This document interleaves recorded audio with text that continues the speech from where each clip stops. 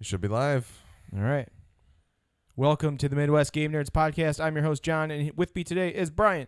Hey. And Alex. Hello. Today we're going to talk about the Ubisoft Nintendo brainchild Mario plus Rabbids Kingdom Battle, Bungie's Destiny 2, the game we've been waiting for, and a little bit of game news. But before we get to all of that, if you want to follow us on social media or see all the places you can listen to or watch our show, check out MidwestGameNerds.com/links.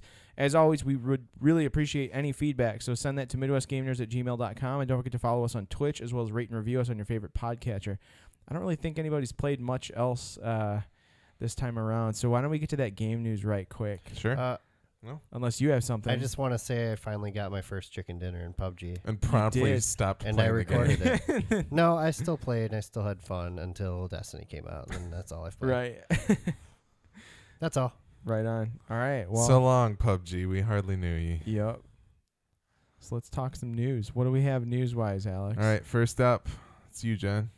Oh, first up's me. Yeah, so Sony is going to be coming out with some new controllers here. They've got the Crystal set coming, Crystal Clear, Crystal Blue, and Crystal Red, and they're going to be $65 basically. The Crystal Red is exclusive to, Is at Best Buy. Is at Best Buy. The Blue is exclusive to Walmart, and the Clear is exclusive to GameStop. Yes.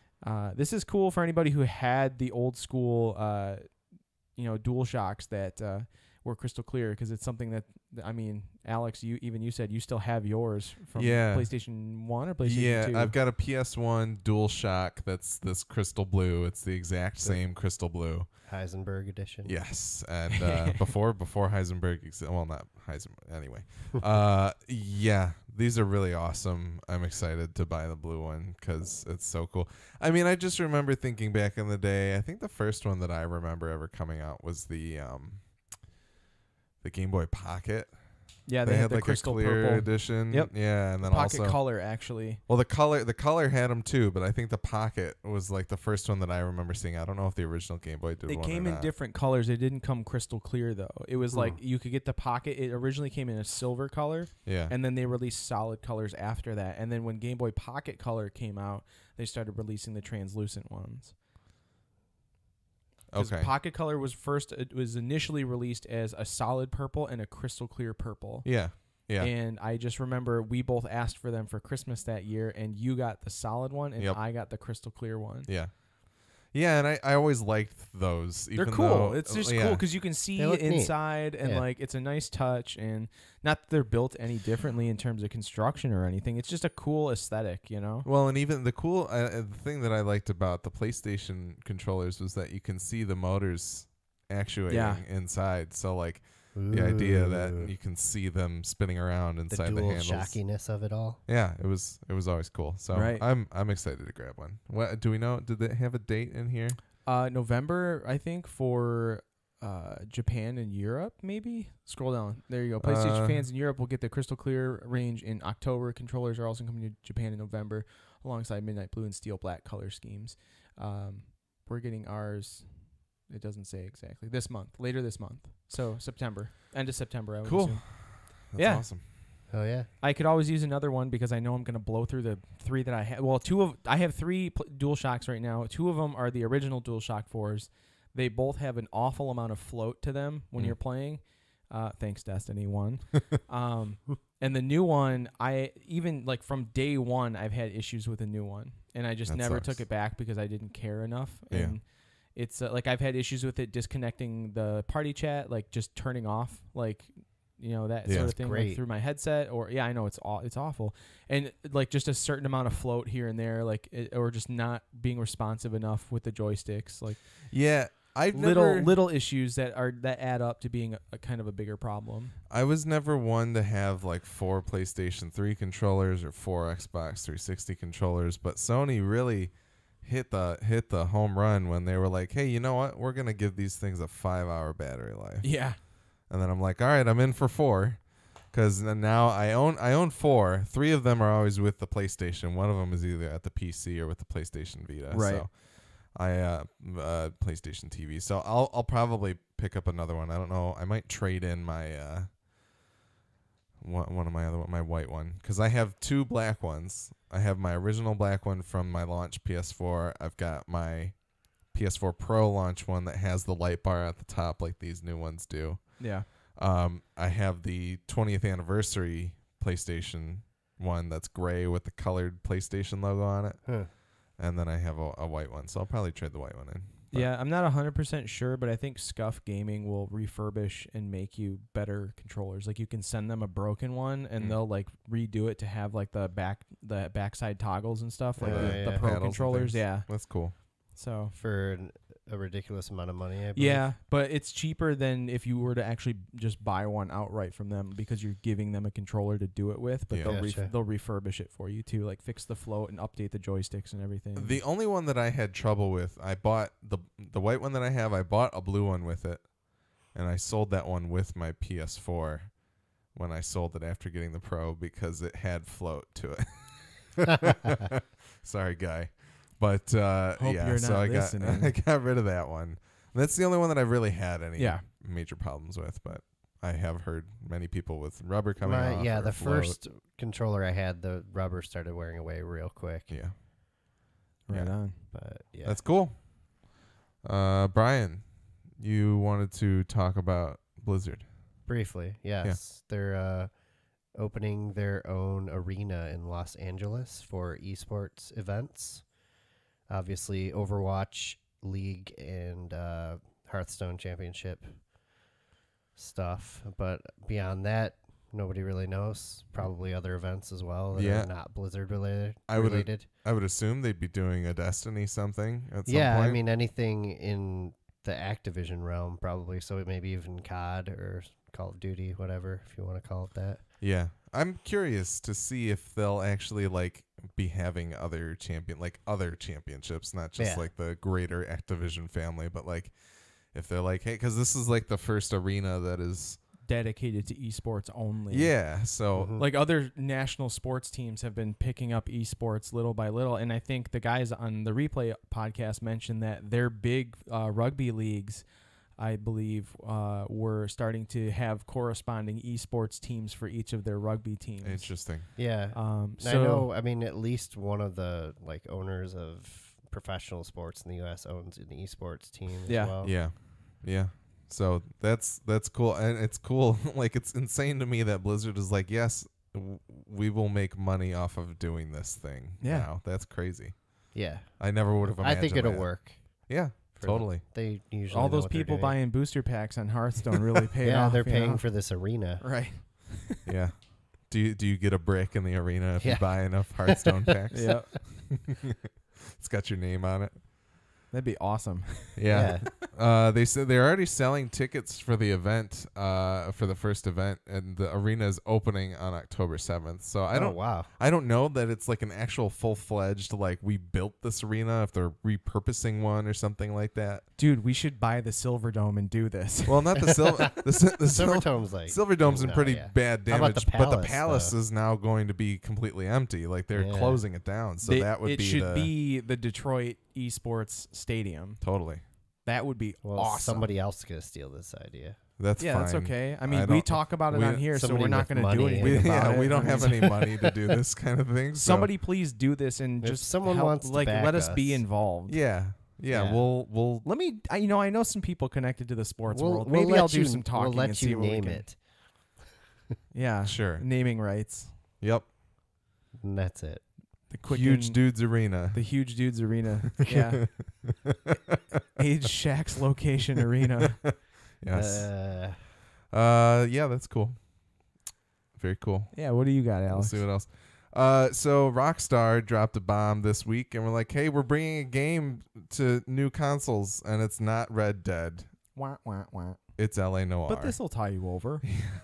So L.A. Noire, did either of you guys play? No. I own it. I have not touched it. I wanted to play it at some point, but I assumed it was long because it was a Rockstar game, and there were just other games out that I cared about more. It was one of those games that kind of it came out at a period where like there was a lot of other games that were happening, and I picked it up on Steam for like $3. Yep. And it just sat in my Steam library. Yeah, I think Rick bought me my copy for $5 during a Steam sale as like a gift because I think I got him Yeah. something as well. And but I've never played it, and I've also heard that the PC port isn't particularly good. Okay. So Good to know. Also, I heard about that after the fact. Yeah. But anyway, they're going to be bringing LA Noire to the PS4, Xbox One.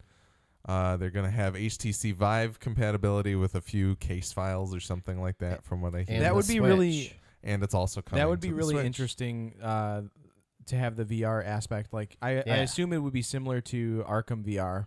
In some Pretty sure sense. that's what I read. Which is cool because Arkham VR was sweet. Like if they made more detective games like that, awesome. I'm on board. Well, and I remember people, like, the big conceit of this game was the idea that Team Bondi, who were the developers of the game, did extensive motion capture with real actors, and it involved an insane amount of dots on the face, and like it's extremely intensive motion capture. Yeah. Because one of the game mechanics is being able to read find somebody's tell to know when they're lying. from their facial expressions. Which sounds remarkable on paper, but apparently in execution is not as fantastic as it sounds, although I don't know from firsthand experience. I would just assume like when it bugs out, their faces just start twitching into these weird contortions. You must be lying. But they should have used that technology back in or would have been useful back in Oblivion, I want to say. Yeah. When you were trying to figure out how to persuade people. Yeah. See if they're angry or yeah, not. because no matter like what, you could really someone looked happy, but they were still scowling or whatever. Like you made them happy, but they're still like. Those facial animations were really they were good. Awful. But I never understood that aspect of that game. I had one of that. those lizard creatures was Yeah. my main, but if you became a vampire, it glitched out and gave you human eyes. It was so horrible. That's terrifying. So I like doing those scenes in Vive. Like, I don't know if that's exactly what's going to be in Vive, or if you're just going to be looking around the apartment, picking up evidence and turning it around and stuff. But you like gotta that. talk like this, see? But the idea that you could be sitting in the interrogation room with a suspect and like noticing their foot tapping on the floor or something like that, like having even Why more are you tapping your immersion foot to there, it. son? Yeah, in VR, you can actually get down and look under the table. Yeah. What are you doing under there? There, What kind of see? shoes you wearing? Listen think- here, gumshoe. I think that would be a cool application. So it'll be cool to see what they do with the Vive. But the other thing, this game coming to Switch, I'm curious to see what the performance is like. Not that it's an extremely You intensive get game nowadays. 1.3 hours of battery life out of it. Yeah, that'll be Probably. one thing. But then also, apparently, it's going to be more expensive On Switch? the Switch What, because Because of the cartridge. because of the cartridge. $70?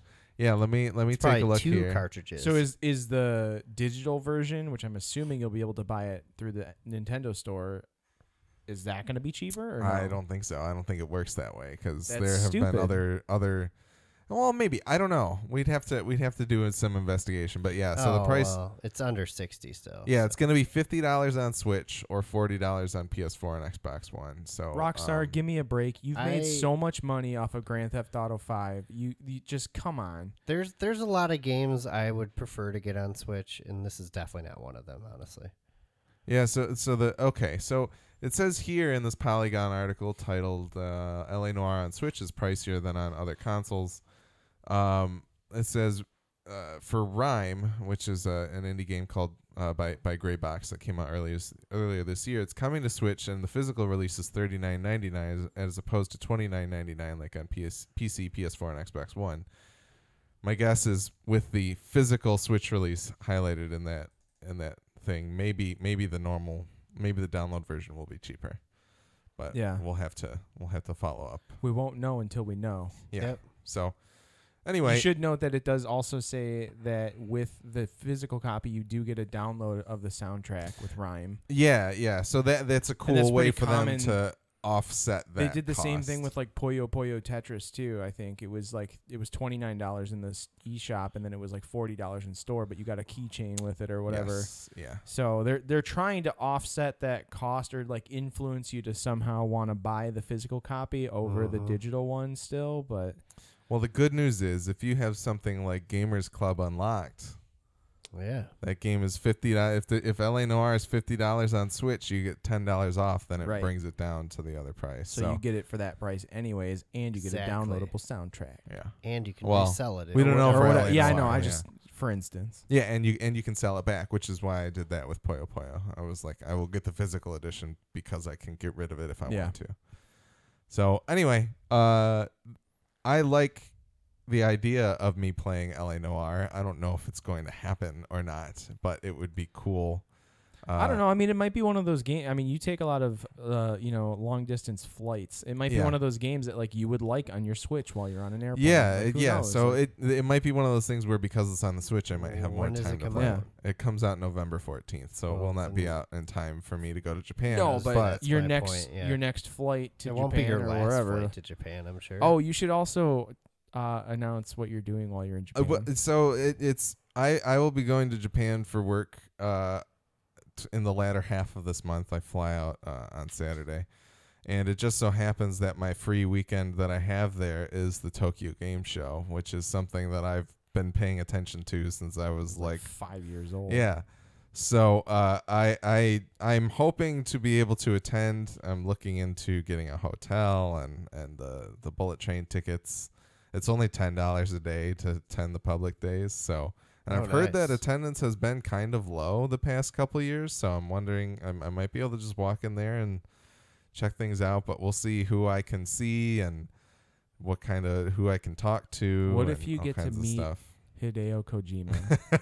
That would be nuts, but my guess is he would not be on the floor where plebeians like myself. What if he's wearing that sweet armor suit for his? Yeah, I mean, game? a lot of people he go on the cosplays as floor Ludens. Yeah. On disguise. that I'll keep an eye out. Or for he just Ludens. dresses up like Mads Mikkelsen.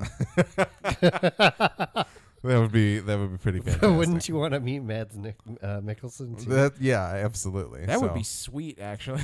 He's dressed as Kojima. Yeah.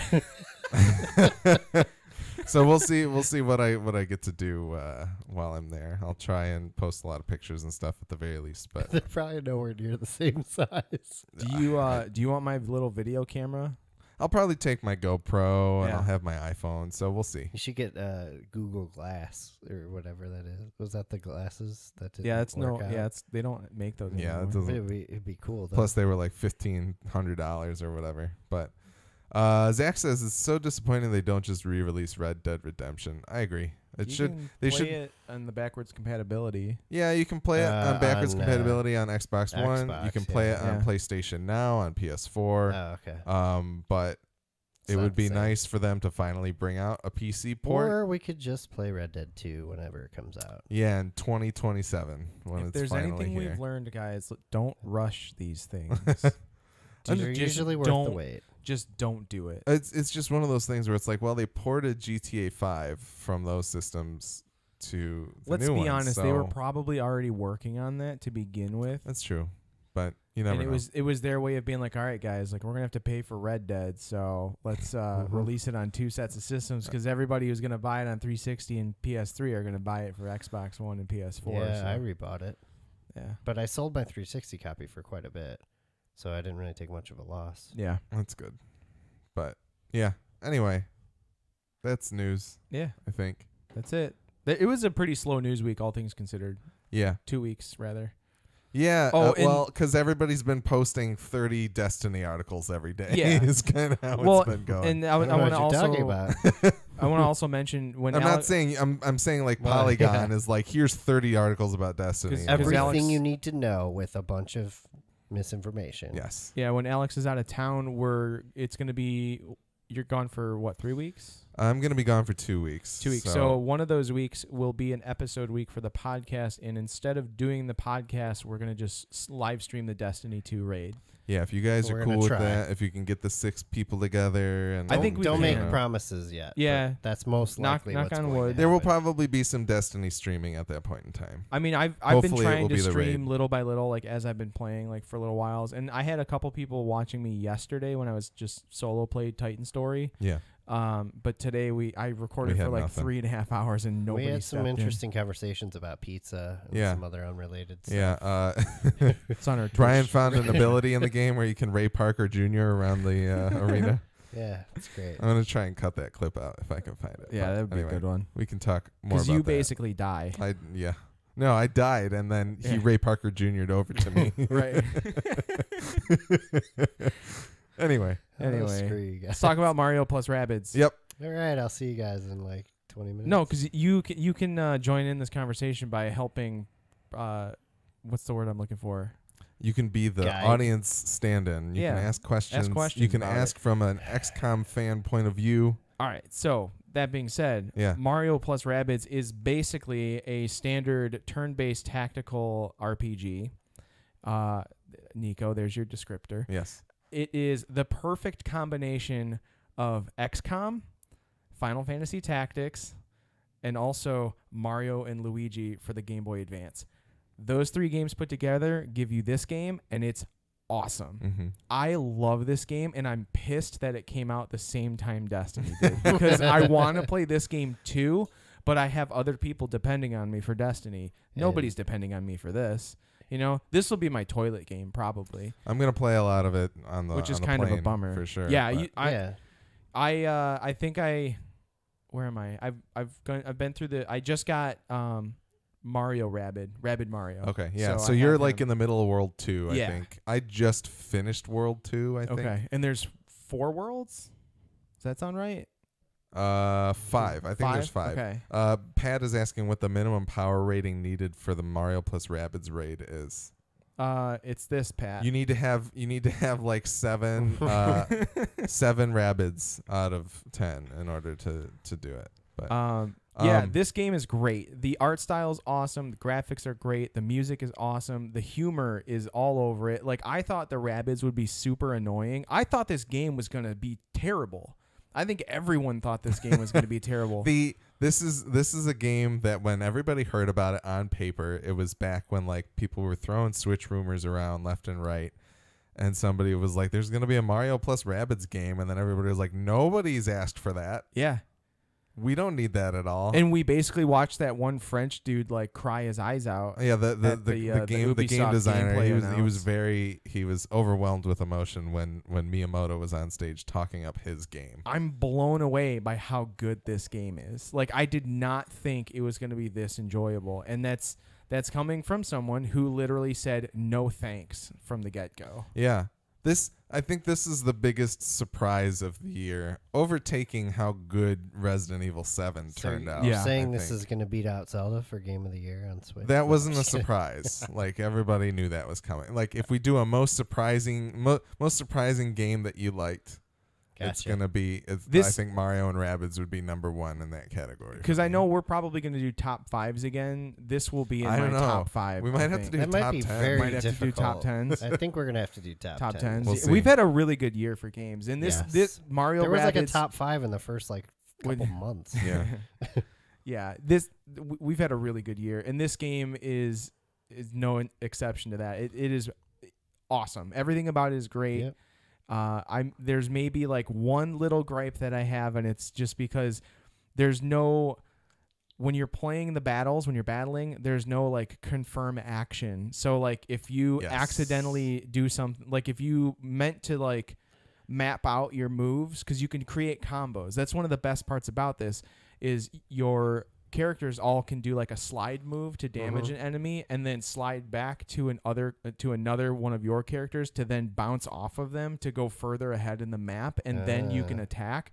So you can create these crazy combos all over the map, because essentially every battle you have a set amount of moves that you can finish the battle in order to get a perfect score. Yeah. So like I have battles that are like you have 7 turns to get a perfect score, and I've completed them in maybe 2 turns. It's so satisfying. It is the greatest feeling ever, and it's just fun trying to sit there and plan It's them like all out. trying to go under par golfing. Exactly, yeah. And the frustrating part of it is sometimes you're trying to map out moves, and then you like accidentally hit the wrong button, and you make a move that you didn't mean to do, and there's no confirm, like are you sure, or like hit the button twice to confirm, like once to lock it in, second to go kind of thing. Imagine like I played XCOM with the Iron Man mode where it saves after every turn. Yeah.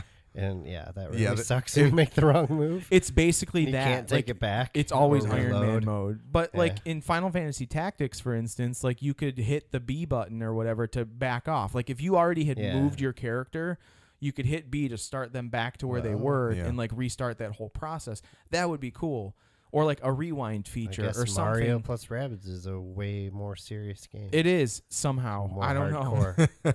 But it's super fun, and the weapons are all really cool, and like I mean they're all Mario pretty holding a standard gun looks projectiles, really you know, cool. and like so every character has a primary and a secondary weapon. The primaries are all ranged weapons. The secondaries are all close quarters for the most part. Except, Kind of. well, so Mario. Mario's is close quarters.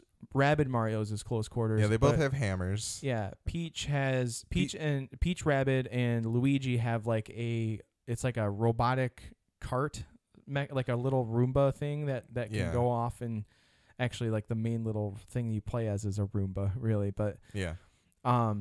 he's got this little drone thing that can go off and like attack enemies for you. You Yeah. kind of set it on a path and it does it. It's like an exploding bomb. Yeah, like a proximity mine kind of thing. Luigi Rabbit has a bazooka. He's got a bazooka, yes. But so, it's cool having two different types of weapons, and every character has two different types of special, like, buffs or debuffs. Nerfs, would it be? Yeah, I don't know. Yeah. Status effect things that you can do to enemies and things like that. It's just really well done. There's so I started this game and the first world, like every world has like 10 chapters. Every chapter has like 2 to 3 battles in it. I think it's 2. Okay, so then you have to finish both of those battles in order to like complete that chapter. And as you're moving along, you're going through the world, and there's little puzzles and things like finding, like pushing blocks around, or going through pipes to go find like rabid pipes to go and get to different parts of the island and find like goodies that are in the form of like art or sound or music tracks, or you can also 3D find models. 3D models, but you can also find purple orbs, which are used in the skill tree to develop the skill tree. But And the skill tree is like super minimalistic. yeah, it's very simplistic, but this game has way more depth than I thought it would. Like, I remember playing through the first couple missions, I was like, man, I wish this game had a skill tree. And they're like, hey, this is the skill tree. And I was like, oh man, this is sweet. Yeah. So then but it's all very laid out. You know you're gonna get everything by the end of the game. Like it all makes sense in that point, from that point of view. But it's just, there's so much, it's kind of an art to doing these levels. Like you said, like having 7 turns to complete the thing and then doing it in 2. That's feels on the high end so too. In a sense, it's satisfying. almost like a puzzle game. then. Absolutely. Exactly. And it's great because you're like, okay, Mario's like kind of the all-around kind of guy. He's pretty powerful, but he's not like insane. Rabbid Mario's the tank of the group because he not only has an ability that will pull people to him, but he also has a shield that reduces more damage if he's moving. So you can use him to disable the overwatches of the opposing team. Mario and Luigi both have Overwatch, and you can also upgrade them so that they have several firings in their Overwatch.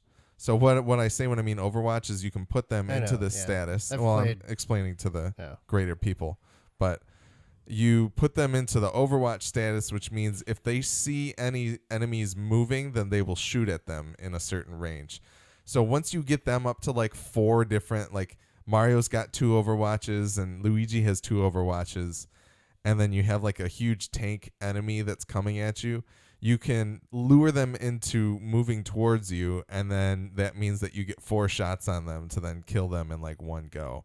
So having all of these different ways to not only stretch out the movement of your character by like doing damage as you move, like dash through characters and then jumping off of your friendly characters to like get further than you would normally think you would go in like an XCOM or a Final Fantasy Tactics. It's all extremely fluid. It can be like extremely optimized in order to figure out like the best way to do all of the things that you can possibly do. Like, and it's super satisfying to feel like you have stretched the economy of your turn. You're like, I have done everything I could possibly do with this turn. I've done maximum damage. Like it feels really good. Well, even just doing it with one turn with one of the 3 characters can be like significantly longer than you think it should. It's really interesting the way it plays, and it just works. Yep. Like, everything about this game works except for the no confirmation. That's my only gripe. And I, for all intents and purposes, it shouldn't work. Like this. It just sounds, when you think about it, like, because I just remember the first Rabbids game on the Wii, the original Wii, and I was like, it's fun for like 5 seconds, and then you're like, this is dumb. It's and like these it's a things are WarioWare Rabbids are kind of game. annoying. Yeah, and they're just annoying. But so you think like this, you hear Mario plus Rabbids, like really, and you're just like, no, this is stupid, and I don't want anything to do with it. But I'm telling you right now, everybody should want something to do with this game. The story's nothing insane, but it's fun. Yeah, and the humor is goofy and funny. Like, I found myself laughing at the things happening to it, and I'm on the verge of being 33 years old. You know, like it's good. It's a good game. It's really well done. It's super fun, not terribly expensive. It's great, and I love it. I will say, if Destiny 2 hadn't been coming out a few days later, I wouldn't have picked it up, or like a week and a half later. Yeah. Whatever. Sorry. You're saying that I would have picked it up. Okay. Yeah, for sure. And I think when you can, you totally should. Like when you have the time and you see that it's cheap, you should totally pick it up, because I think it's a game that you would really like. You would totally like it. And Ricky went out and bought it, right? Yeah. Well, yeah, I picked it up for him. Yeah, actually. because I know Ricky would like it for a fact. He does. It's a lot simpler than XCOM. You don't get, there's 3 percentages. It's only, if the enemy's in full cover, it's 0% hit. And you're like definitely hitting their cover, which damages most of the time. Sometimes there's indestructible cover. You get 0%, 50%, or 100%. There's no 99, like I have a shotgun to your head, but I still miss somehow. The flip side of that is it's awesome when you land a shot in XCOM when you only have 3% chance. No, and it saves absolutely. your ass. Yes, when you're like, this entire run is not like I'm trying to salvage this, and then you have a 3% chance to hit the thing that you need to kill, and you do it. That's awesome. But it's great to not have. It the equally sucks in this when you have like 50% coverage and you still like you get obliterated, and you're really hoping that 50% coverage will kick in somehow. But I mean, it is what it is. So you guys didn't try multiplayer at all? You did, didn't you, with Dad? Didn't you play something? I thought you did. You seem to have no idea. Play what? Multiplayer. So in this, there's a co-op mode. Yeah. Okay. Yeah. But yeah, I have not played. I thought you played it with Dad. No. Or no, maybe you were making a joke. I'm sorry. It was a plumber joke, and I thought you were actually talking about. Yeah, no, because my sewer was backed up in the basement. Yeah. Yes. That was. Totally I thought you actually because in the chat that we had going, I thought that's what you meant, but now I'm thinking about it, and I'm just like, wow, I'm an idiot. I was like, Dad and I did not play Mario and Rabbids. I thought you guys did, and then I realized like, why isn't he on the podcast? Yeah. No, we were snaking the sewer drain in the basement. You're super real life, super plumber something super or other. Plumber, yeah. It was like when I played Fix My Mario Computer. plumber. Although they did just announce this week that Mario's not actually a plumber anymore. But yeah, he's quit the profession. Oh, really? He's retired. I have not played any of the multiplayer, but it's a couch co-op mode. I don't think you can play it online. I would really love to play through it because it's apparently completely new maps. Like it's not recycled stuff. Yeah.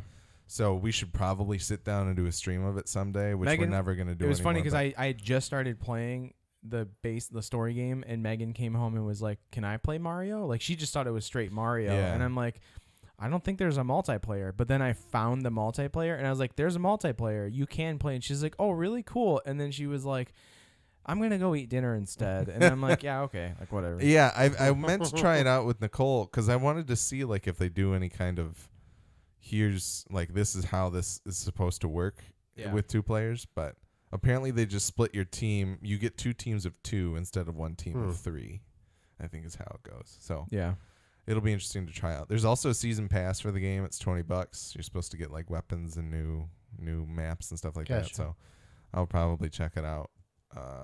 If I manage to complete the game, I'll pick up that pack for sure. But It's sweet. There's all kinds of different weapons that you can pick from.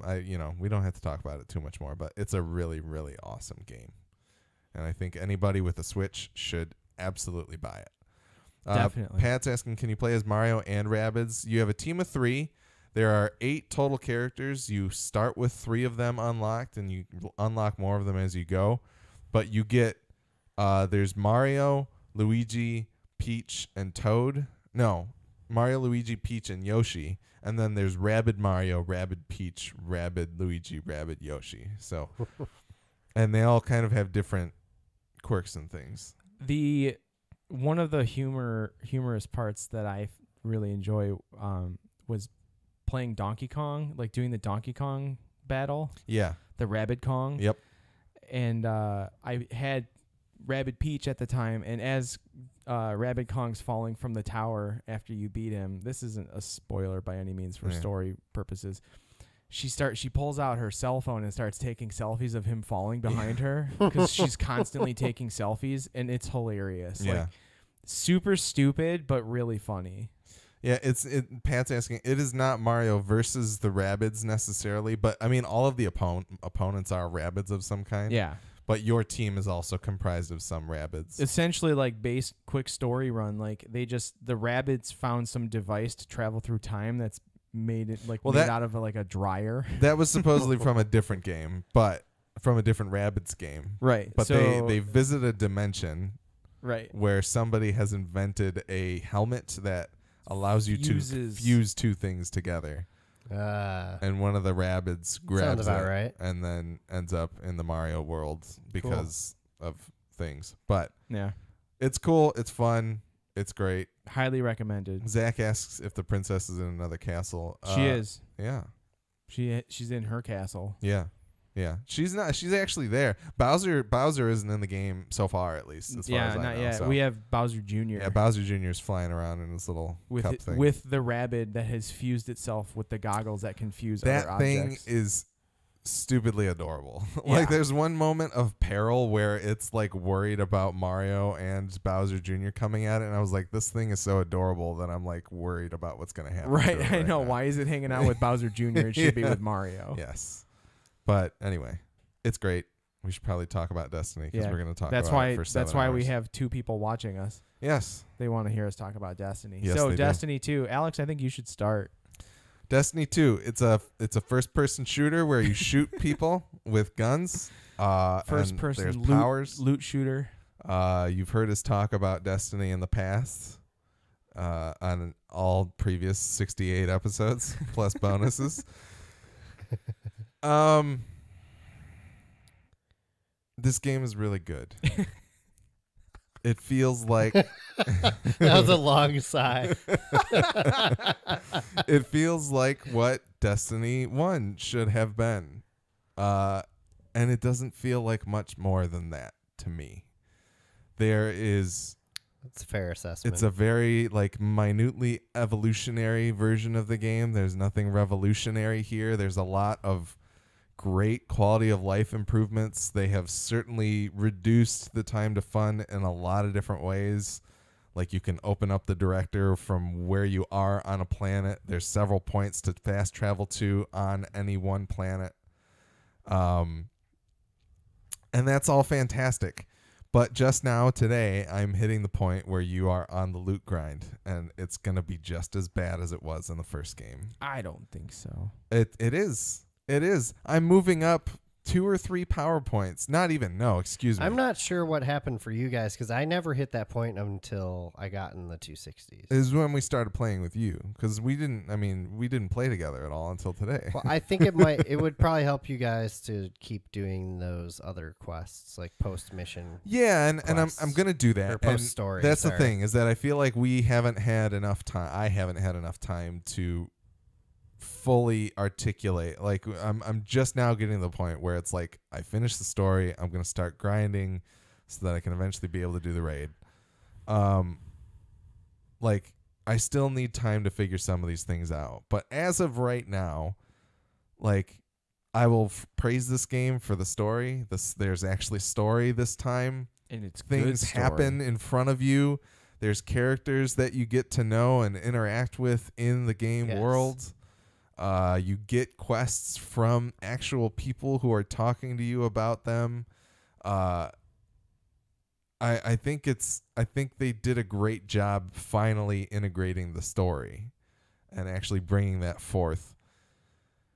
But beyond that, like, it's kind of like, congratulations for getting to my expectations of what your game was 3 years ago. It's very good. It's great. It's just kind of like, I think I'm at a diminishing returns kind of point, because I'm like, I'm going to hit this loot grind here, and I've already done this for how many 100 hours in the first game. I'm not going to do it for that many 100 hours this time around too. Like, there's nothing in this that is hooking me good enough to say I'm going to spend just as much time as I did in Destiny 1 in this game. I think it is it's kind of like, it's the idea that, like, I played hundreds of hours of Destiny.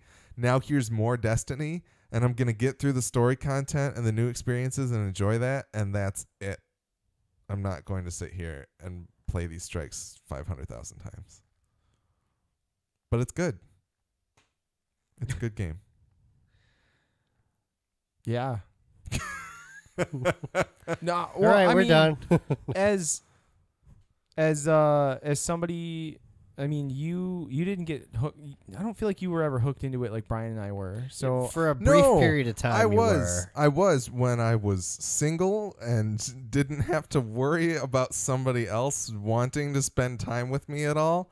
Because Nick would make fun of me and say that my girlfriend was Destiny because I was coming home and doing my dailies and doing the weeklies. Like, I certainly was right there with you guys for a while. It took me late. I got there later than you guys did.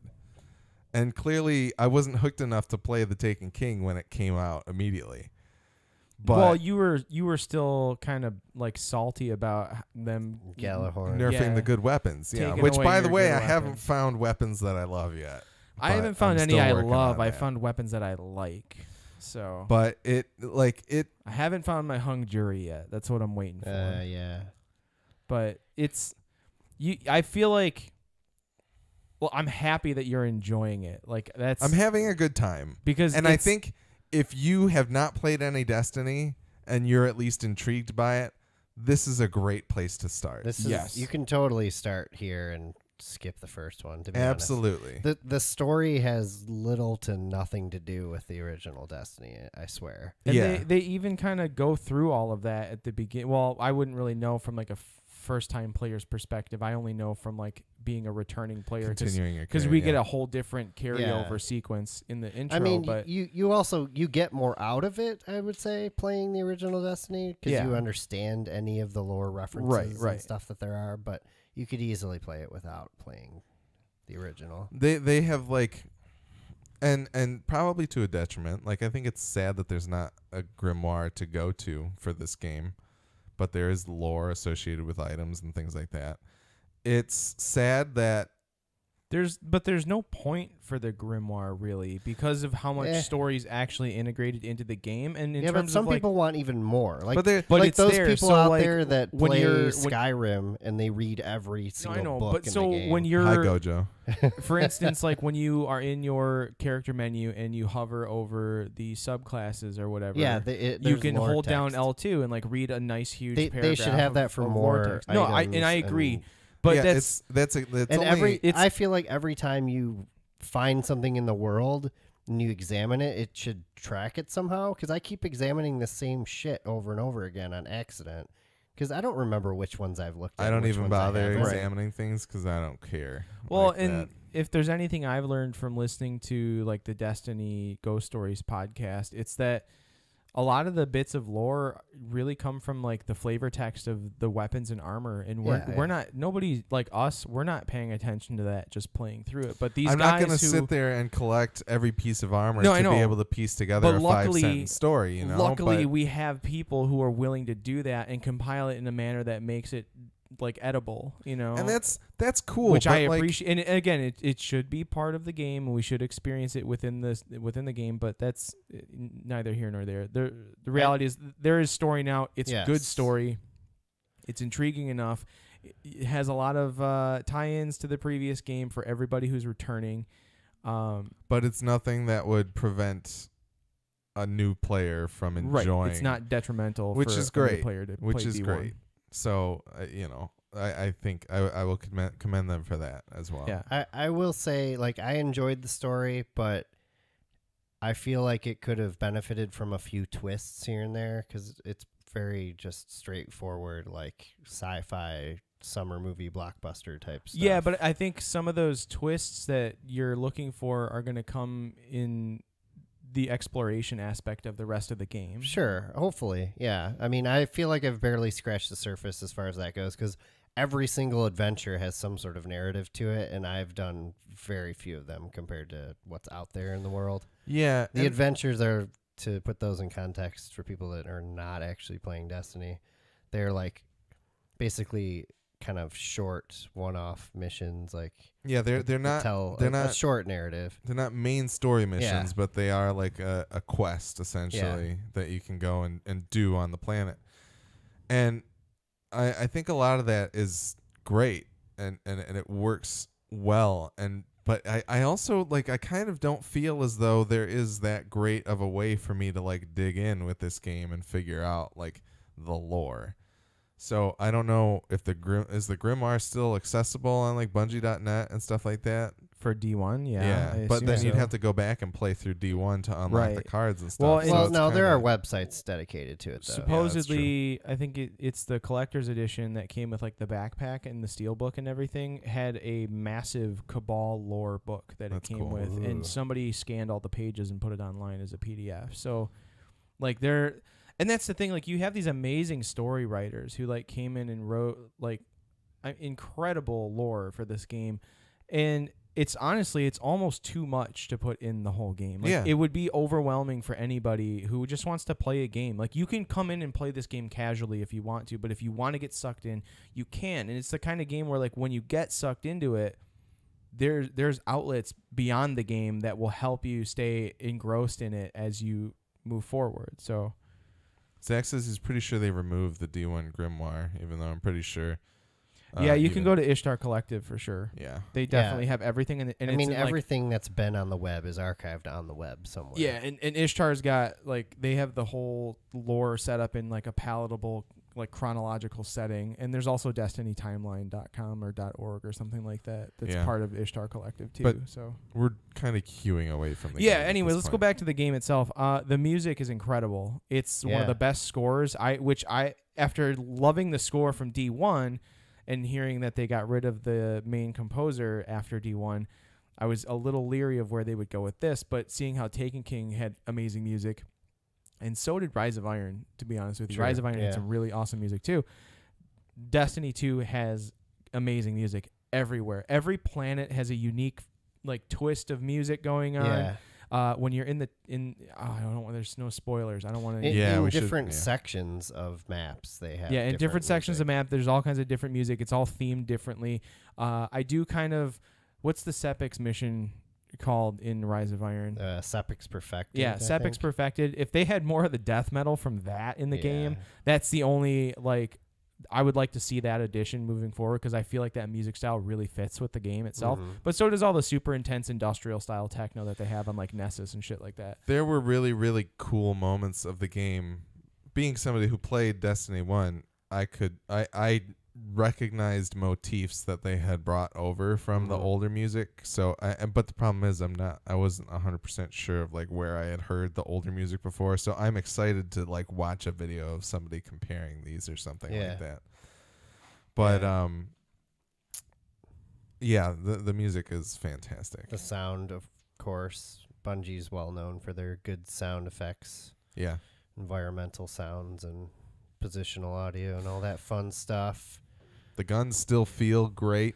Yeah, that's one of the things I was talking about with Zach today while we were playing, is that they didn't mess with the gunplay at all. Like, the gunplay is amazing. Yeah, they didn't need to. They didn't need to. It's perfect. And that's when when the game first starts out, and we all started with guns that weren't in the beta. Like, Yeah. It was Yeah. like, what is this? it gray still garbage? felt really good. Like Yeah. it felt good. Like Yeah. I don't remember who said it, but one of us said I like these guns better than the ones that were in the That- beta. yeah, that was me. I feel the same way. Like they felt better than the ones that they showed. I know they were just trying to show us new stuff, Yeah.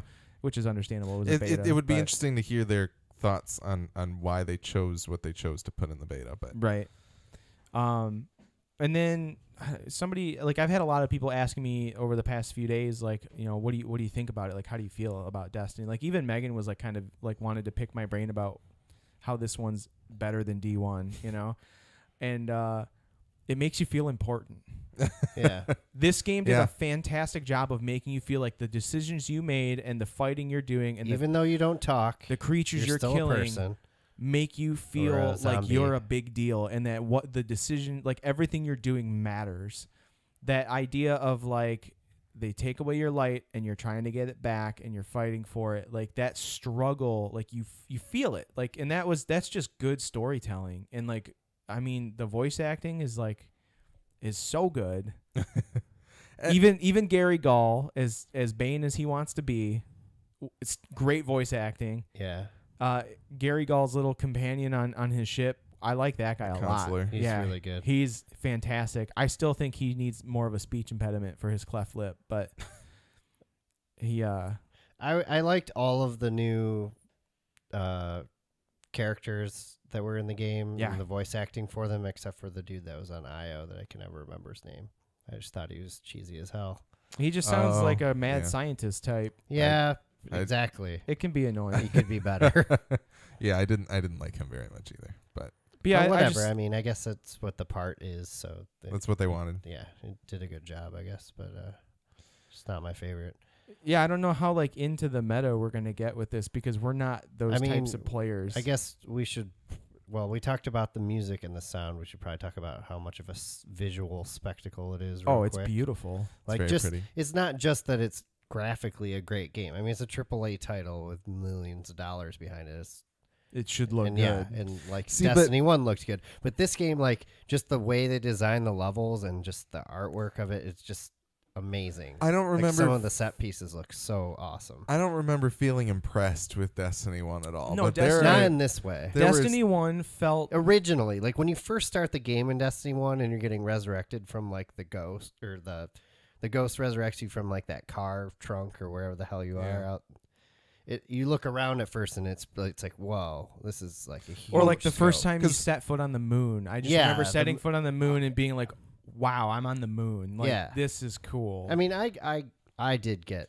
But there are moments, and I won't spoil anything. There's moments there were strikes that we were playing today, and there were moments in the final missions that I played those yesterday were just amazing. where I was like it literally took my breath away. How gorgeous and interesting and intricate and cool it all looked, and I wish I could just tell people what it was, yeah, but it was all awesome. Yeah, it's like just- it was really cool. that's something this game does really good. Is it creates this sense of scale? Like it has an amazing sense of that's the thing, scale. too. where, There's like, always so much going on around you now. Yeah. Like it feels like a more lived in, like alive Yes. environment. and That was the thing. Bungie's always been good at skyboxes all the way back to Halo. Like Yeah. they can make scope, they can make the far distance look great. But the fact that now it feels like there are moving pieces to the stuff that it's not just sterile and like I remember seeing the seams of like, oh, those are where the enemies come out of, and right now there's nobody around here, but in a couple minutes the people are going to come out and patrol. Nowadays, when I'm in like down on the planet, I feel like I'm in a war zone because there's always enemies around They and do they're always shooting at each Yeah. other, and it's great. well, even Those, just those little caves where enemies come out of still exist. Yeah, they still exist, and They're I've a little seen better them. hidden. But I'm not like, yeah, they hide them better, and I'm not anticipating for when all of the people are going to start pouring out of them. I just feel like there are always like it was disarming for me because I landed in the EDZ and I was like, I can sit here and shoot at all these people and try to take them all out, but they're always going to come back. Like it was weird to me. I felt more on the defense than I ever did in Destiny 1, which is awesome. that was a cool feeling. There's but like a constant battle always going on outside of that starting area. yeah, there. yeah, and it's great. But that's the thing is that not only was that not only graphically and like tonally does it feel like there's people and things going on in this world, but also it had like a gameplay influence on me, which is not something that I would necessarily say about other games. Right. Mm-hmm. So Yeah, and even just going to like the social space and being there with like you can have up to 16 or how many people in the social space now? 20 something. 20 something, like 24 maybe. Having that many other guardians like in the same social space like makes the world feel more lived. There's a lot more and NPCs and too. Yeah, it's just like the whole scope of the game in general, and like just walking through the areas and like how massive everything feels. Like Destiny 1 had this thing where like it felt big, but it also somehow felt very confined, like because all the levels were very linear and like circular in a way. Like they were all ring shaped. I don't know if anybody really noticed. Well, that, except for Mars, it's a figure 8. and you yeah, also but you get what I'm saying. you like, also run into the boundaries a lot more than I ever did in this particular. well, yeah, where you like, think there's a boundary in D2, it actually extends far beyond that. So you feel as though there's They more started room to do explore. that though, like with the Taken King. Yeah, There were a lot of things like in the older Destiny levels, if you thought you could go there, there's no way you could go there. But in the Dreadnought, in the Taken King, you could go there. there's hidden paths and things. Like everywhere was accessible. accessible in some strange way. mm-hmm. And I think they brought a lot of that over this time. Definitely. I mean, Luke Smith, he was the game director for Taken King, and he was game director for this, and he did a fantastic job. I mean, give that dude a raise. I will say, yeah, it definitely helps. Like his direction helps because he is a World of Warcraft player, so he understands the MMO element. Right. So, yeah. Well, and he was a writer for one. He had been in the games journalism field for years before he ever went to Bungie too. Because I used to listen to him on like One Up Yours and Weekend Confirm. Sure, he understands criticism then too. Well, yeah. I mean, so let's talk about the microtransactions for a second, because he jumped on that big time. Well, I mean, everybody found out that shaders are consumables, and you get them from Bright Engrams, which you can get through microtransactions or through regular Leveling gameplay. up. And we even were all pretty bent out of shape about this at first, but once we actually got to the point where we were getting the Bright Engrams, I don't know about you guys, but I don't give a shit anymore. I never thought. Go ahead. Yeah, Brian. I mean, I get the Bright Engrams often enough, and I have so many shaders, I don't even know what to do with them all. I will admit, like, the coolest ones are obviously more rare. Right. I'm a little more upset about, like, losing the mods, like, when I want to swap those out. But yeah, you can buy those. Right. If I could buy specific mods, I wouldn't care as much, but I got to keep buying random ones until I get the ones I want. Yeah. And overall, though, it has not affected my level of fun whatsoever so far. There's 2 points to this that I don't like. Number one is the idea that you can pay money and end up with mods that do affect your character's lethality. Like they can affect the way that you are able to use your abilities or how many hits it takes to kill you. They do affect those things. Whether or not it's big or small, I don't really care. I think that's a bad precedent to set. The other thing is that with the shaders, it sucks that they set a precedent for here's your shader, you now own it for the rest of time in Destiny 1. I agree. And now they get consumed and you can't like switch back and forth. Real quick, you're out of the frame for the camera, just so you know. That's fine. Here I am. Ugh. I know. You're lost. I know Zach and Pat missed my beautiful face, but yeah. So like that, those are my 2 issues with the microtransactions. Is that they've kind of made this weird scarcity. They've invented a way for themselves to make money, which I don't fault them from a business perspective. But when you had a better system for it in the first game, and you're rolling it back to make more money, in the second game. I think that sucks. And here's the thing. neither of these things affect me very much. Number one, I'm not going to play much PvP. So people being able to buy mods, apparently they're not very good mods. That's fine. That's usually just the rare mods. Yeah, well, like Zach just jumped in the chat and said you can't get any legendary mods through Bright Engrams anyway. So Yeah, Oh, okay. and that's fine. It's still you get them from combining the rare ones. This is the Which this you is can the buy a lot of for Glimmer. This is the precedent, like this is the slippery slope that they're potentially starting to ride down. Like I don't, it's not going to affect me in any way because I don't care about PvP, but I think it has room to be very terrible if people don't voice their unhappiness with it. Right, I don't disagree, and I think there has been enough of a backlash that they obviously took note of it, and Luke Smith had to say something, which everyone knows, like in this sort of instance, you probably just want to keep your mouth shut. Yeah. But he felt the need to say something about it because he probably feels pretty strongly about it, I would say, at this point. But it's one of those things where, like, at least in Crucible play. So let me read his comments. Okay, yeah, go ahead. He was on Twitter. He put out 4 tweets. He said, "Shaders are earned through gameplay, leveling, chests, engrams, and vendors. We expect you'll be flush with shaders as you continue to play. When you reach level 20, shaders will drop more often. Vendor rewards, destination play, and endgame activities. Shaders are now an ongoing reward for playing. Customization will inspire gameplay. Each planet has unique armor and shader rewards. With Destiny 2, we want statements like, I want to run the raid, trials, or go back to Titan to get more of its shader to be possible." It doesn't sound like much fun. I don't want you No, focusing I don't want to on have to. I don't want to have to do these end game things Let's to go get farm shaders. Like I want to do these end game things to get sweet gear. Like, Yes. and I understand that completely.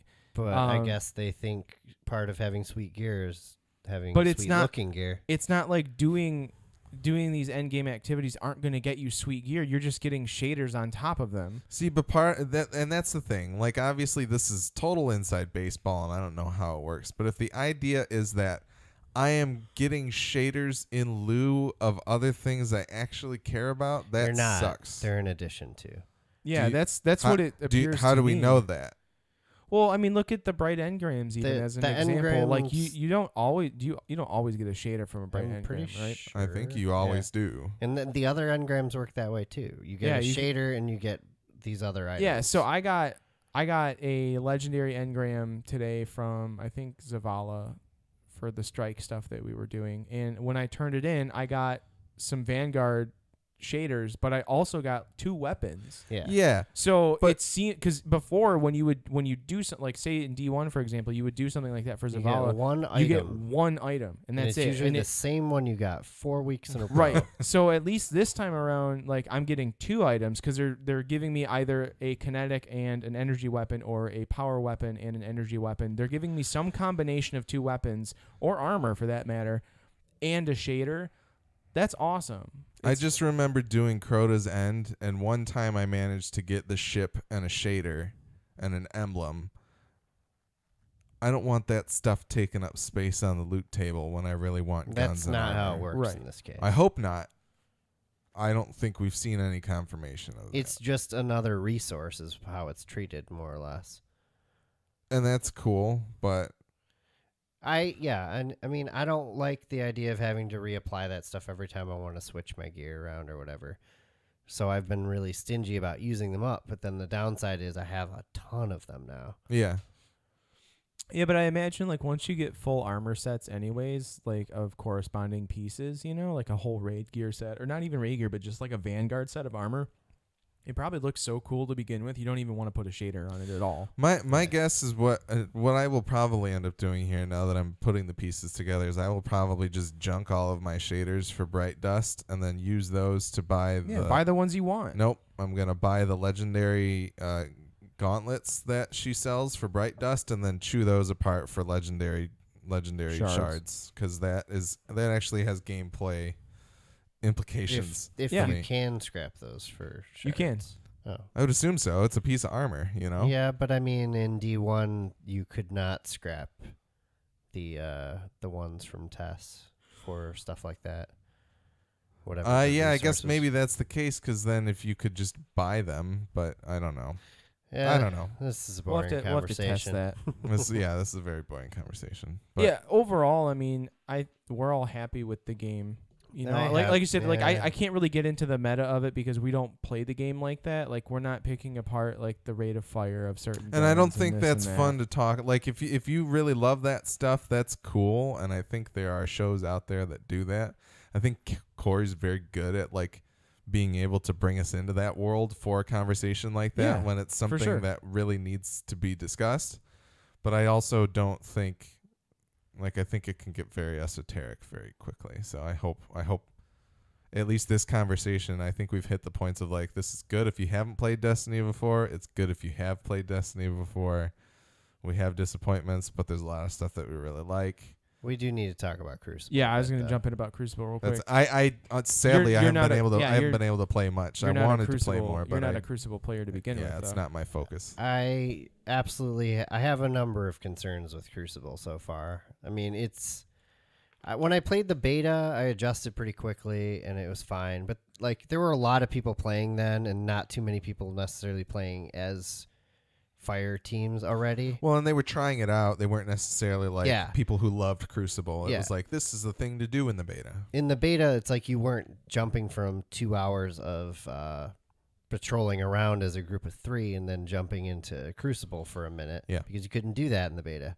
And now that it's not in the beta and it's out, I feel like the grouping is a problem. It's a huge problem for the way the matchmaking works. Because you'll end up doing, like I said, I mean, you'll be doing activities, PvE activities as a group of 3 because that's the max. But teams in Crucible are 4v4. So you try to jump in with your group of 3 and you end up with one random person. But it takes forever just to find the right amount of people out there that want to play Crucible too. Like, you need to find one random person to put on a team. And I think that's what's slowing it down so much, matchmaking-wise. Yeah. I mean, it's terribly slow sometimes. And D1 was definitely not as much like that. So that's one issue. And then the other issue is when you do finally get one random person and nobody's talking to them or whatever, they tend to drop. Like, that happens a lot. And it doesn't fill their spot in quick enough or at all.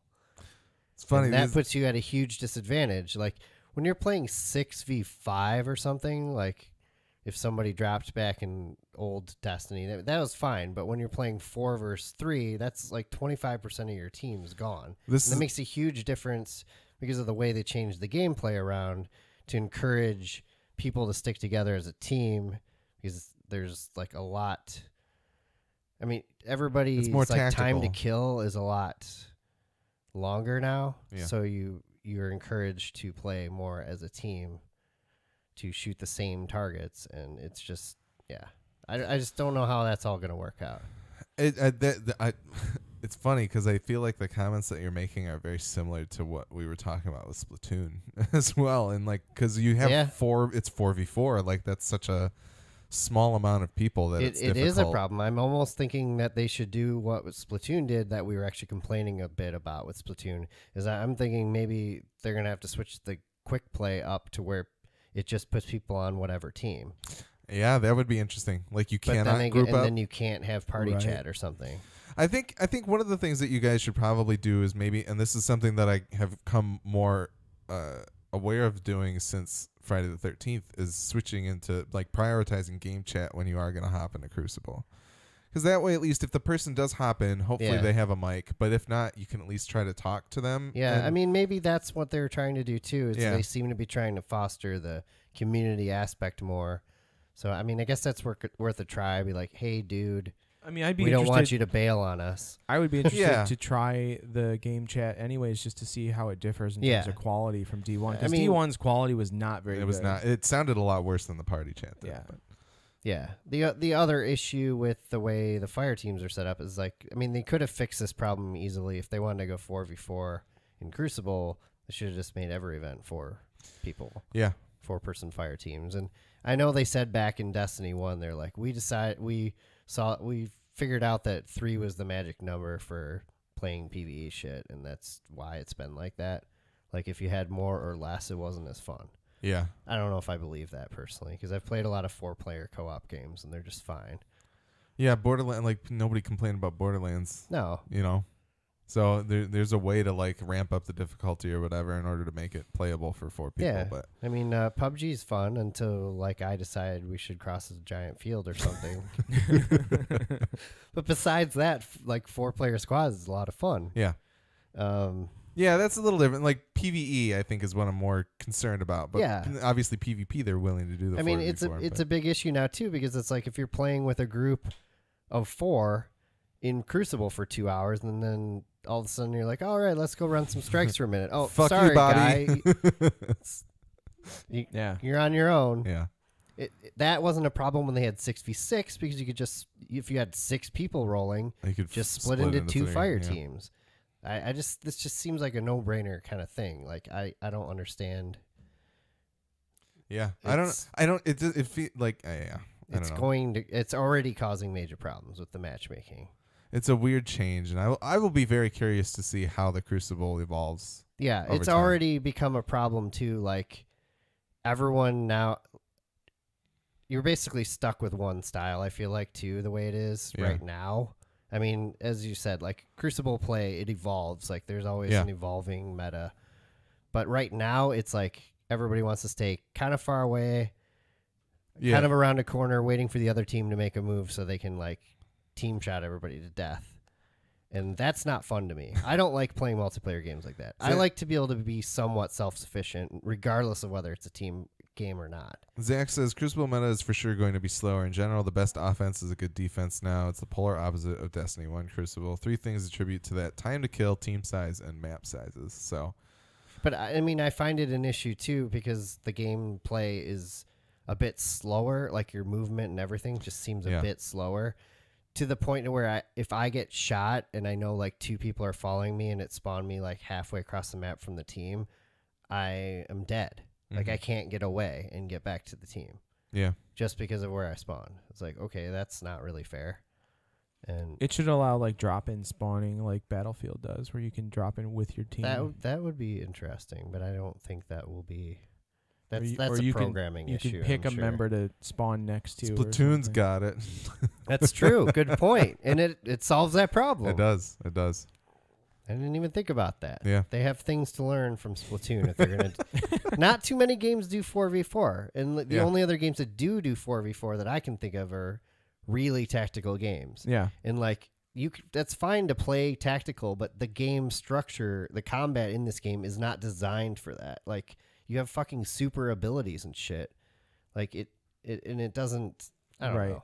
It shouldn't be that tactical. It's designed for you to be engaging in combat almost Well, constantly. And yes. there is no room for tactics in that particular. I felt like the balance of the Crucible and Destiny 1 was great because you could go in and do Clash if you just wanted to fuck around and Yeah. kill everybody, or you could go and do God, what was it called? Eliminations. Yeah, you could do elimination because that was a 3v3 mode, Yeah. right? Yeah, so like I feel like they And had Rumble. Rumble was perfect if you were playing by yourself because you couldn't be on a team to play Rumble. Yeah. And they don't even have it anymore. Yeah. So like I don't know why they've I they- think it it's feels like they have, I'm very curious to see what Trials of the Nine is like because it feels like they've oriented all of the Crucible towards that style of play. I mean, Where having that variability in the first game made me kind of care about it sometimes. Like I could have fun depending on my mood if I wanted to go and grind out and get my fucking Satyrian Rapier that I never Yeah. used. these changes to me, they fit the gameplay modes in the competitive playlist perfectly. 4v4, fine. But in the quick playlist, 4v4, I hate it. It just doesn't fit. And I don't think they should have gone that route. That's a bummer. But maybe they're listening. Maybe people have these problems and they're Yeah. talking about it. But and I'm figuring not, out you how to know, fix like it. number one streamer Destiny Streamer Crucible guy, LG Pro 2016. Yeah. I mean, I can play pretty good, but I have days where I play like shit. So Yeah, I haven't been paying my attention. opinion probably doesn't count. I haven't been paying attention to like the Reddit to see if people are that dissatisfied with it or not. It's but been kind of hard to pay attention to because there's been a lot of salt in it regarding the microtransactions thing for the past week. So Yeah. It's just Which like as soon as that went down, everybody was just like, "Oh, don't give Bungie any more money." And it's like you fucking assholes just gave them like $60 million. Shut your mouth. Yeah. It's like you're gonna play the damn game. Like you're gonna play it. Like it has a 1.2 million concurrent players. Yeah. Give me a break. They have your money, guys. Like Yeah, they don't give a fuck about what you have to say. Really, I mean, let's be honest. You voted with your dollars. You're not gonna No Man's Sky your way out of this one. Zach says they want it to be super competitive. Competitive isn't always fun though. There's a reason you separate the two, and ultimately that's my point. Yeah, like competitive. This works for competitive, but they're trying to make. Like it also the changes make the quick play feel more like competitive. I'm hoping doing these in the playlist as they have quick play and then competitive playlists. I'm hoping eventually they'll separate them out so you can choose just to play one game type instead of just doing like you can go under the competitive playlist and play competitive playlist ones, or you can only play rounds of Supremacy, or you can only play rounds of what's the new one, Countdown. Yeah, like. You know, like that, and that would be cool because sometimes you don't like. I mean, we played Clash today, and we did great in Clash, but then it switched over to Control, and we did awful in Control. And like, I don't know if it's just because we weren't in the mindset of playing Control anymore. We were still stuck in playing Clash, but regardless, like that is a bit of an issue. Having it flip flop like that and it not be my choice, like I'm not really into that. I would like more than 2 playlists, and there's definitely room for it. There's millions of people playing this game. There's no reason why they can't have 1.2 million to be exact. They could also do one playlist where it's just you can't be in a fire team. Yeah, singles only. Like, and we still need to. I'm assuming mods do affect your Crucible play, right? There's no. I have no idea, but I would imagine. I haven't looked into it, but I presume so. Yeah, I'm really interested to see how the trials thing goes, though. Like I've done much better in the competitive list and had much more fun than I have in the quick play. Yeah. But it shouldn't be that way. Like somebody who actually did play like trials and shit. Like I should be able to casually have fun and tear it up in quick play. Instead, I'm getting my ass whooped. Yeah. Yeah. So this week, the raid's out on Wednesday. Yep. Yes. September 13th. The first visit from Zur and the first trials are this Friday, correct? Yeah. Yeah. So they are rolling stuff out gradually over the next 4 weeks. They had. I think there's an article on Polygon where they actually mapped all that out. Yeah. Well, there's a roadmap, like right on Bungie. Yeah. Oh, nice. I didn't even notice it. Is it in the D2 app? I don't know. They know. posted it on like the weekly update, I believe. It is. It's nice to see exactly what's coming for the next month. Yeah, so they're telling people what the Nightfall is going to be like a couple weeks ahead of time, which is kind of fun. So you can go and like learn the. I forgot. I mean, like I did play the Nightfall, and you guys did not, and that it's a new experience. It's not like it used to be, and it's a lot more fun, and it's a lot quicker. Yeah, I mean, very quick pace. I imagine. Hopefully, our listeners. But it is challenging. Hopefully, our listeners don't mind. But I feel like there's so much more of this game to experience that I think after I get back from Japan, we're going to be talking about it a lot anyway. So I've really glossed over all those adventures and stuff. Yeah, they're well under my level, but I still want to play them. I still don't know what the hell a flashpoint is, so that is all that is it picks one of the 4 locations for the week, and you get like extra rewards, I believe. Okay. For doing public events and patrols or whatever. Okay.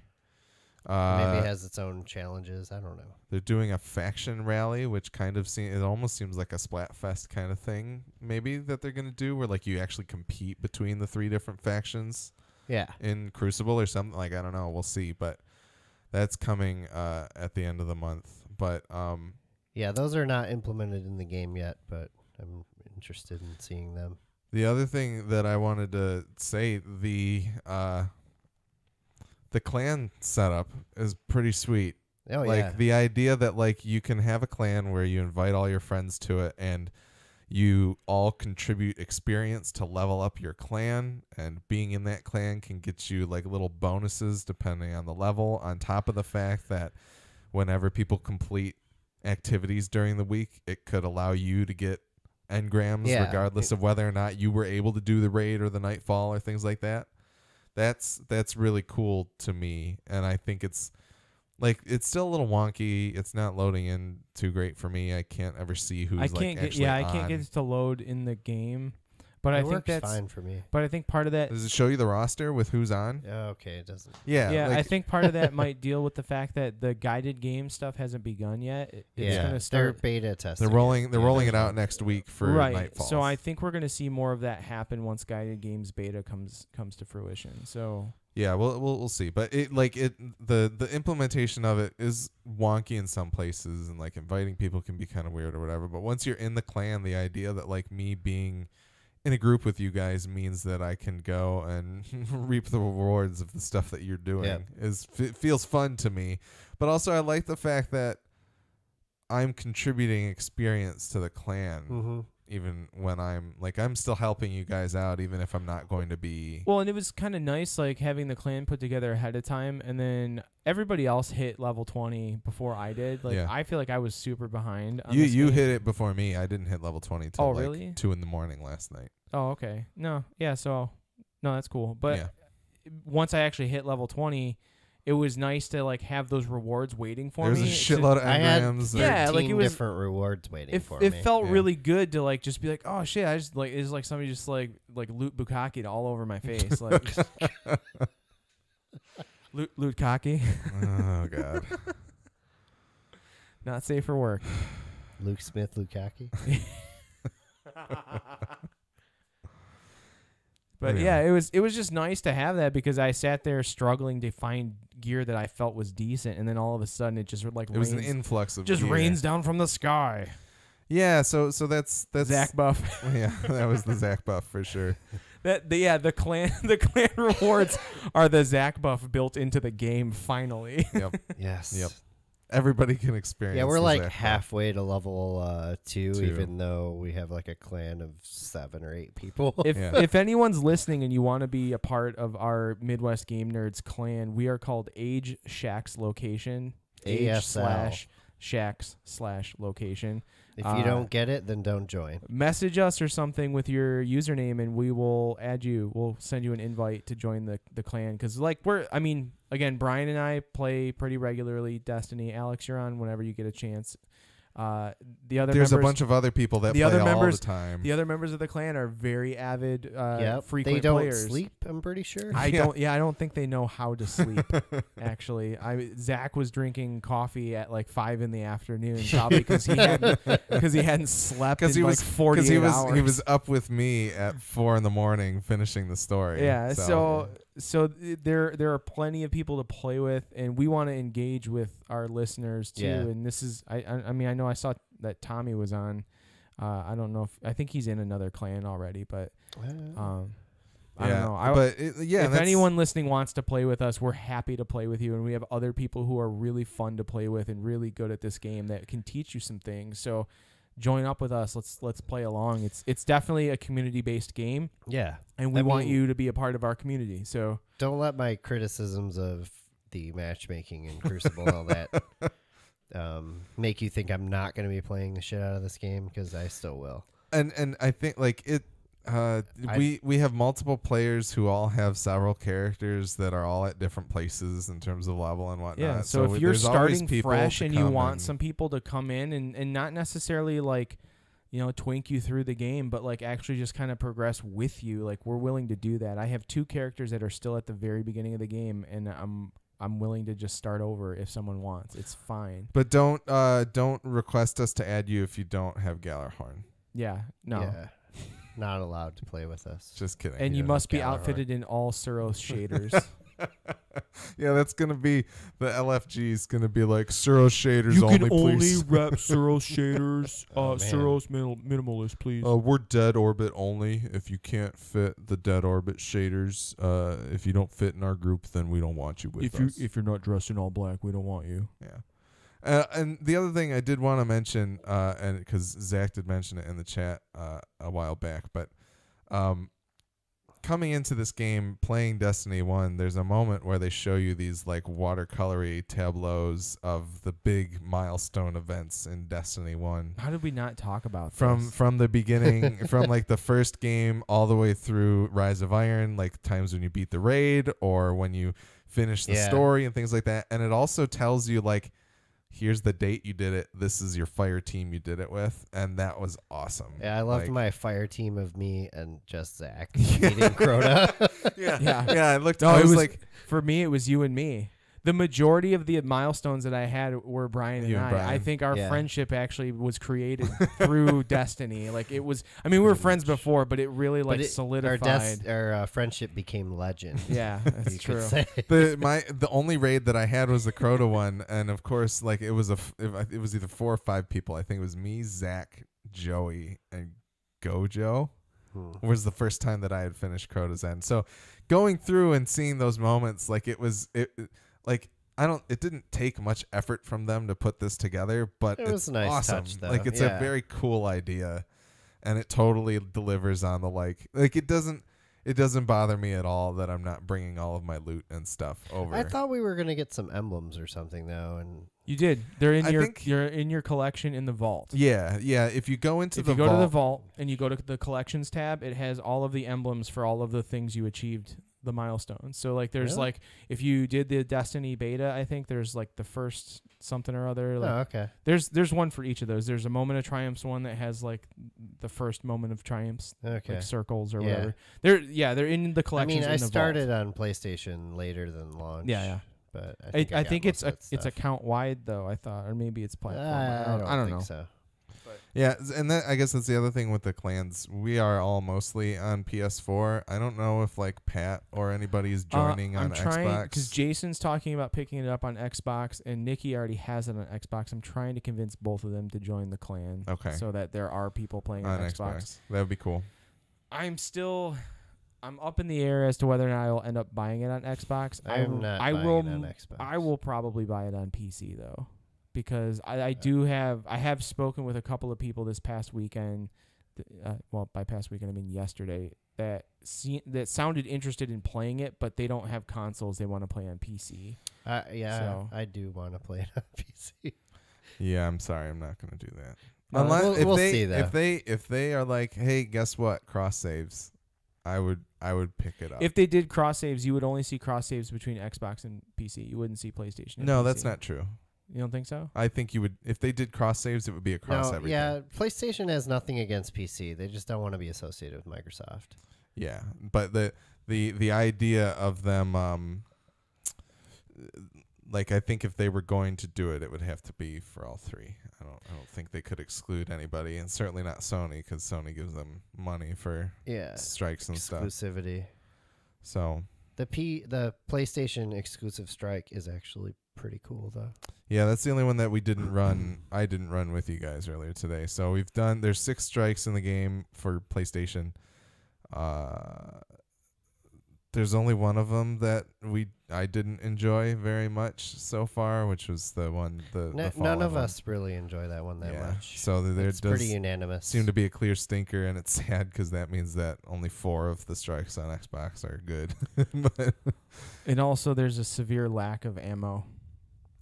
That seemed Yeah. to be a little bit of an issue. It was mostly in the strikes. I didn't have it much running, like doing any other PvE.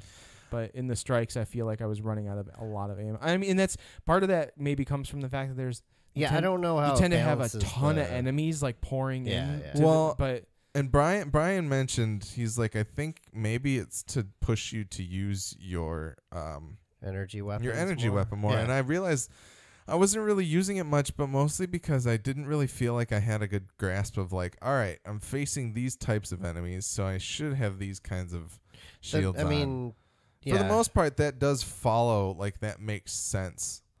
But I'm kind of like I was trying to diversify. I was trying to be like, all right, I've got my solar subclass on, so I'm going to get void and arc on my other weapons.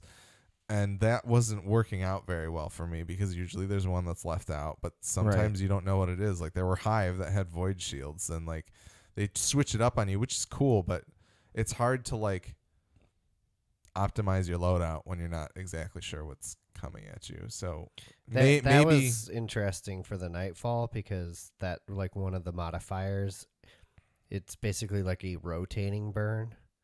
You had to, so basically you had to make sure you had all 3 bases covered, or you would have to make like sure throughout one person, the Nightfall, through the whole Nightfall. it could change. Like was it changed on like a specific?